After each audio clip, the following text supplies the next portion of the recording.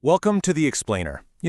Today we're taking something that seems incredibly mundane on the surface, literally just the percentage of broken rice grains, and we're going to flip it into a massive strategic lever for your procurement and retail buying. We're diving deep into the international rice trade supply chain today to see exactly how these tiny, almost imperceptible visual differences in Basmati rice translate into absolutely huge commercial outcomes. To keep us on track, here's a quick look at the agenda.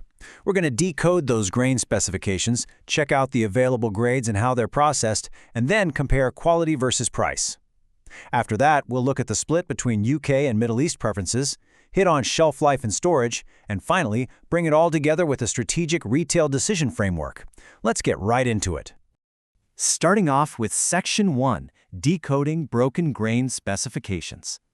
So the real question we need to answer today is this.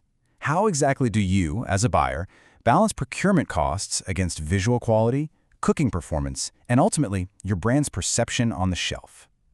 When UK retail buyers look at a shipment, they are definitely not just checking the bottom line price, right? They are aggressively prioritizing consistency, consumer acceptance, and presentation.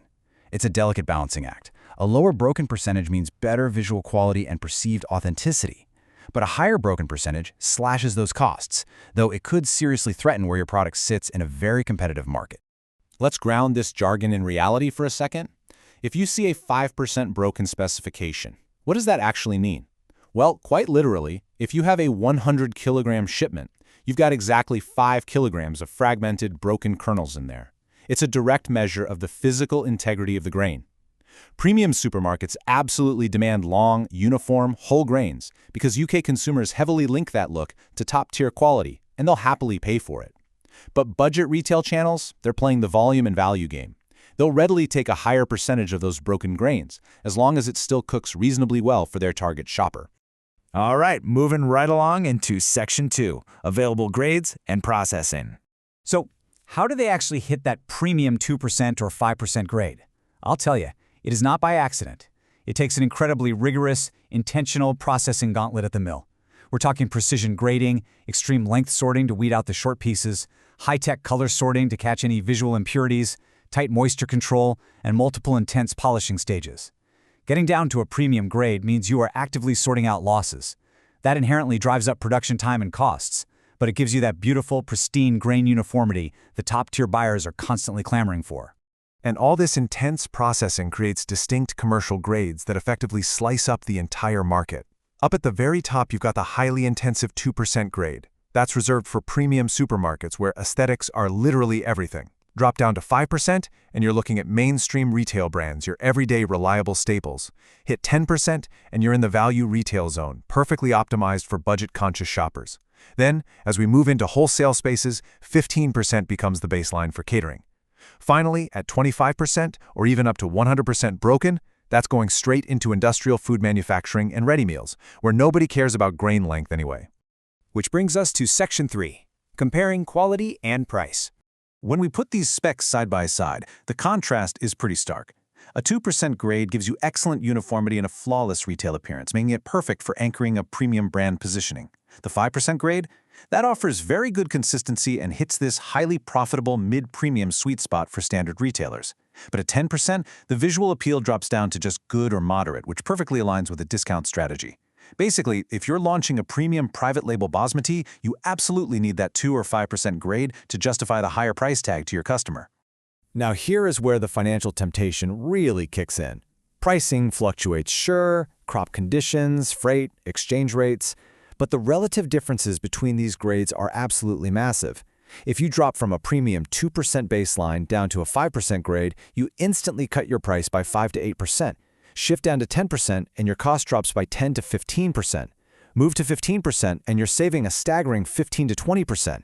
You can immediately see why buyers feel this intense, constant pressure to accept a higher broken percentage just to pad their margins. Let's transition over to Section 4, UK versus Middle East preferences. Because market preferences, they are not universal. They depend entirely on cultural expectations. In the UK, supermarkets treat the rice shelf like a beauty pageant. Visual perfection drives buying habits, which means buyers strictly want a 2 to 5% broken grain to keep that premium presentation intact. But flip over to the Middle East, massive import markets like Saudi Arabia, the UAE, Qatar, and they care much more about culinary mechanics. They want cooking expansion, elongation, and bulk value. Because they often cook in much larger batches, they are way more likely to embrace a 5 to 10% broken spec, usually in bulk or catering-focused packaging.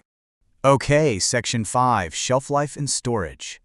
Now, whether you're buying a premium 2% or a commercial 15% spec, the standard shelf life is a very robust 18 to 24 months across the board. But there's a massive operational caveat here. That stability relies 100% on keeping the moisture content strictly below 14%. If that slips, or if your packaging gets damaged in transit or warehousing, that shelf life drops off a cliff.